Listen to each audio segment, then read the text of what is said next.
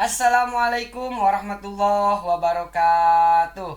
Alhamdulillahirrabbilalamin. Kembali lagi bersama saya Eman Soherman dalam acara Ngonten, ngobrol tentang pesantren. Alhamdulillah, mudah-mudahan kita semua dalam kesempatan ini diberikan kesehatan selalu oleh Allah Subhanahu wa taala. Alhamdulillah juga pada kesempatan hari ini dalam acara Ngonten kita kedatangan tamu yang cukup spesial karena beliau adalah salah satu alumni yang dulunya pernah mondok di Pondok Pesantren Rodotul Ulum, dan alhamdulillah hari ini beliau sudah sukses di bidang wirausaha. Baik, tanpa basa-basi lagi kita sapa dulu terlebih dahulu mungkin beliau. Assalamualaikum, Damang A. Waalaikumsalam, damang Pak Eman. Alhamdulillah. Sehat, A? Sehat. Alhamdulillah. Terima kasih A, sebelumnya sudah memenuhi undangan kita untuk hadir dalam acara Ngonten, ngobrol tentang pesantren. Nah, ini ada hal menarik gitu. Kenapa kita mengundang AA ke sini? Karena dari sudut pandang masyarakat, mungkin kemarin yang kita angkat itu katanya santri A lah, B lah, C lah, dan lain sebagainya.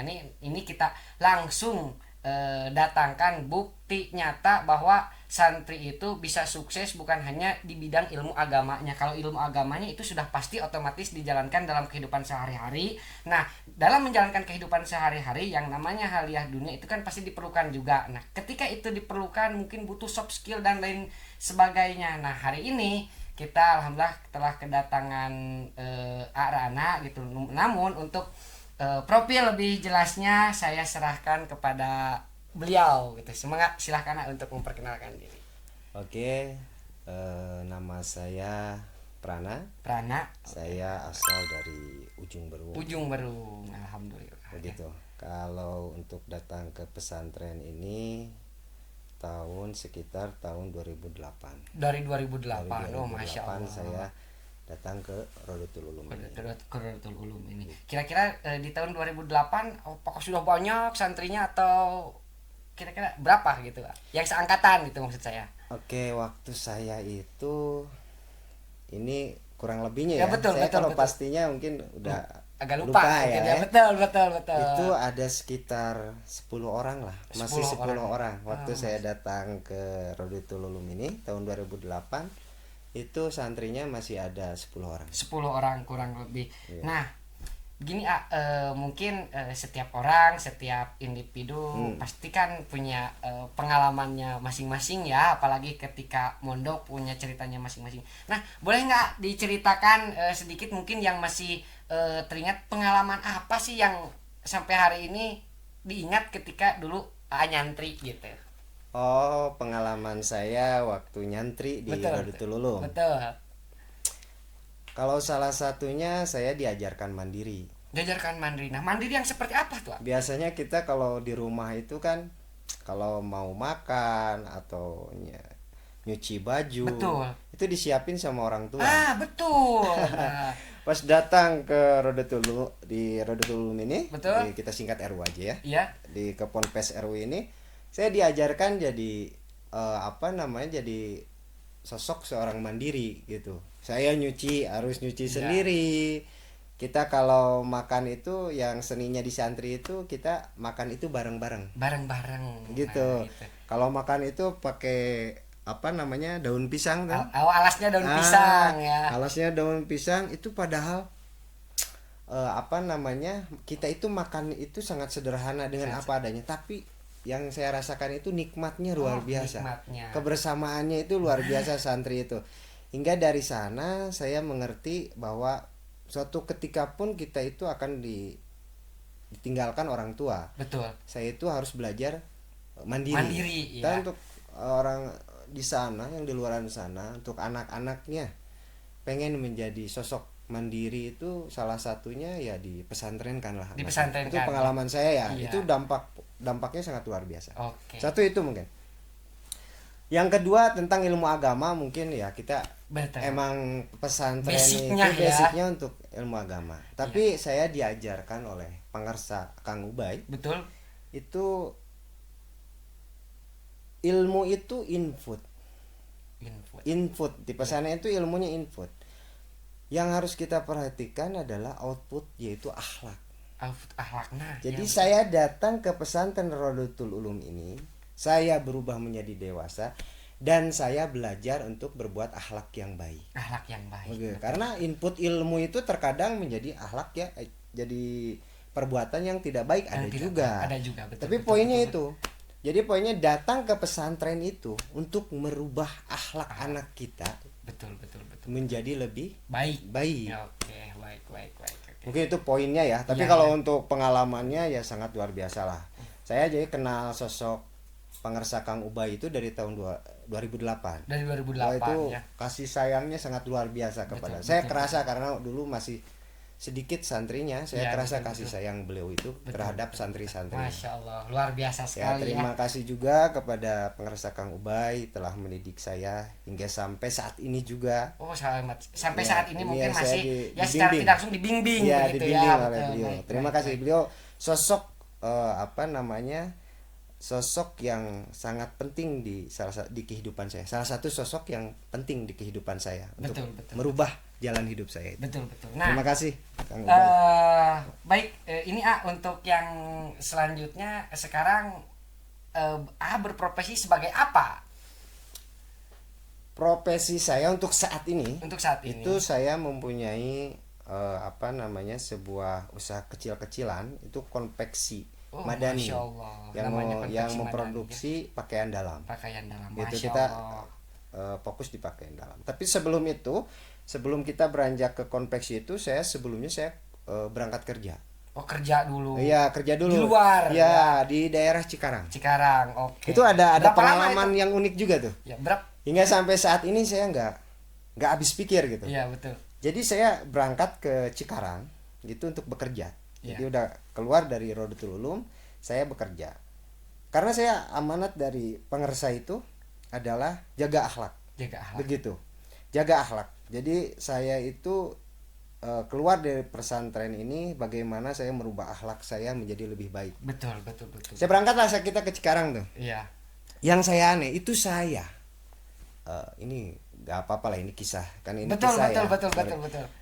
Dulu itu saya datang ke Cikarang, saya masih ingat gaji saya 1.200.000. 1.200.000 di Cikarang. Di Cikarang itu 1.200.000. Iya. Wah, kata saya, baru pertama. Tapi karena basicnya saya di pesantren sudah dididik menjadi mandiri, saya nggak terlalu kebingungan. Gitu. Saya makan sendiri, nyuci sendiri, menjaga diri sendiri, itu udah terbiasa lah. Karena saya udah dari santri. Kita dididik dari seorang santri. Yang sangat luar biasa itu gaji dari saya 1,5 juta. Itu saya sampai nominalnya itu hampir kurang lebih jadi gaji itu 10-15 juta. Oh, Masya Allah. Santri. Saya lulusan SMK tapi bisa menduduki gaji 15 juta. Masya Allah. Karena apa? Bukan ijazah yang memperkuat saya. Oh. Itu alasan ownernya sendiri. Saya sampai kebingungan. Betul. Pak, saya itu tukang panggul, suruh-suruh lah tukang panggul. Rana tolong ambilin ini ya, turang panggul-panggul. Pertama kesananya itu. Iya, betul. Pas suatu ketika cuman berapa bulan saya diangkat menjadi seorang staff. Iya, staff. Masya Allah. Dari staff purchasing dari sebuah perusahaan. Iya. Saya bingung kok bisa ya ini jadi staff purchasing. Apa perkataan dia? Apa? Dari bos saya. Karena saya tahu dari sifatmu itu baik. Ini bukan karena saya menyombongkan diri atau apa-apa. Betul. Kata yang punya yang punya perusahaan itu, dia bilang, saya tahu kamu orang baik. Masya itu 2 poin. Itu saya diajarkan di sini untuk menjaga akhlak yang baik. Nah, itu modal saya cuma 2, itu modal saya dari santri, tapi bisa menaikkan gaji saya sampai 15 juta. Itu dari 1,5 juta saya jadi staff purchasing, naik lagi jadi manajer purchasing. Itu kedudukan saya manajer purchasing itu kurang lebih gajinya dulu 15 juta. 15 juta, Masya Allah. Gitu. Jadi untuk santri-santri di luar sana, yang sudah keluar ya, alumni lah ya, alumni di Ponpes Rodotul Ulum gitu ya, jaga akhlak kalian, mandiri lah kalian. Itu didikan dari pesantren itu menurut saya pribadi sangat kerasa, berbuah hasil yang sangat luar biasa. Tanpa ijazah pun kita bisa menerima gaji nominal segitu kan luar biasa lah. Oke, siap. Begitu. Baik. Nah, ini untuk selanjutnya kan sekarang alhamdulillah tadi punya konveksi ya, yang punya konveksi. Nah, apakah konveksi itu juga dulunya pernah dibekali dari pesantren juga atau memang otodidak sendiri atau belajar di tempat lain seperti tadi kan punya pengalaman di Bekasi dan sebagainya tuh gimana ceritanya sampai bisa Gimana punya konveksi ceritanya? gitu ya? Oke, bisa terbentuklah konveksi madani. Gitu Iya, kan ya. konveksi madani ya. Jadi dulu itu untuk saat ini pun ada di sini itu pelatihan menjahit untuk Betul, santri. betul. Itu kan menjadi kita pun dibekali ada di sini pun diajarkan pertanian. Pertanian. Diajarkan peternakan. Itu betul, kan betul. bekal-bekal ilmu untuk ntar kita terjun ke Masyarakat, iya, gitu. gitu. Salah satunya saya itu memilih konveksi. Memilih konveksi itu dulu ketika mondok mungkin ya, ya. memilih konveksi hingga akhirnya saya itu udah kerja itu mencoba usaha di konveksi pakaian dalam. Pakaian dalam. Mungkin ya itu salah satunya bisa juga mungkin salah satu termotivasi karena dulu pernah belajar ya, punya keingatan lagi akhirnya membuat konveksi madani gitu. Itu madaninya pun nama dari Pangersa. Oh, dari Akang langsung. Anak saya dikasih Iya. Binan Al-Madani, nah Al-Madani. saya pakai kata itu. ini ke beliau, saya pakai nama anak saya. Oke. Begitu. Nah, kira-kira mulai awal mengembangkan konveksi madani itu sejak kapan sih? Oh, dari tahun 2018. 2018 saya mulai merintis dari karyawan saya sendiri gitu.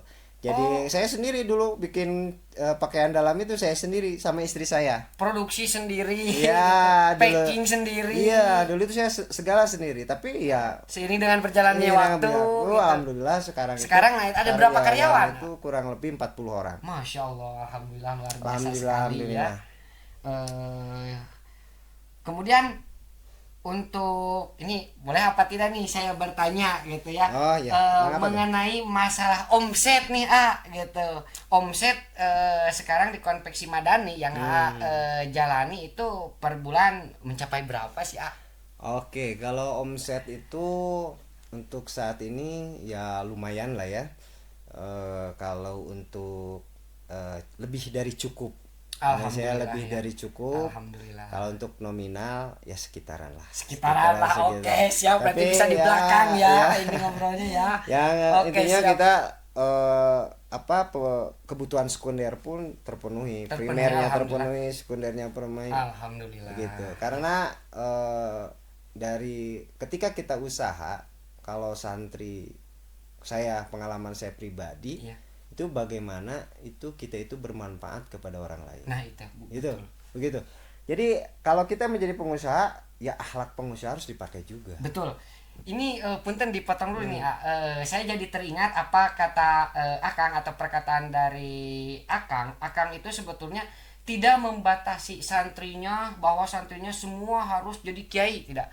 Akang pernah mengatakan bahwa santri itu harus bisa dalam segala bidang, baik dari segi wirausaha atau jadi pengusahanya, jadi pejabat, jadi TNI, jadi polisi, jadi apapun itu, tetapi jadilah TNI yang nyantri, jadilah polisi yang nyantri, jadilah pengusaha yang nyantri. Jadi yang lebih dititik beratkannya dimanapun kita mendalami suatu usaha gitu, tapi santrinya ini jangan sampai dihilangkan. Mungkin yang saya tangkap dari cerita tadi, salah satu santrinya yang tidak dilepaskan yaitu dari akhlaknya. Mungkin kalau untuk masyarakat umum kita mengenalnya sebagai attitude kalau dalam dunia kerja mungkin ya. Nah, attitude kan itu sangat tidak bisa dilepaskan dengan akhlak, mungkin begitu ya. Nah, ini mungkin yang terakhir kira-kira pesan dan kesan AA untuk masyarakat itu bagaimana, terkhusus masa depan santri itu bagaimana sih gitu supaya bisa sukses bukan hanya di bidang ilmu agama gitu. Gimana? Ya, kembali lagi kepada pembicaraan saya sebelumnya. Betul. Jadi niatkan para siapa orang tua santri di sana, niatkan itu datangnya anaknya ke sini itu bukan untuk dijadikan ulama, Betul. untuk dijadikan tujuannya untuk dijadikan ustadz, Betul. untuk dijadikan walaupun untuk dijadikan seorang pengusaha. Betul, betul, betul. Titik poinnya adalah agar anak Anda punya akhlak yang Akhlak baik. itu mungkin ya. Ketika akhlaknya baik, Sudah maka baik, ya. semuanya nasibnya pun akan Baik. Amin, insya Allah ya, Begitu. ya. Jadi jangan putus asa untuk yang di luaran sana. Kita sering ini juga.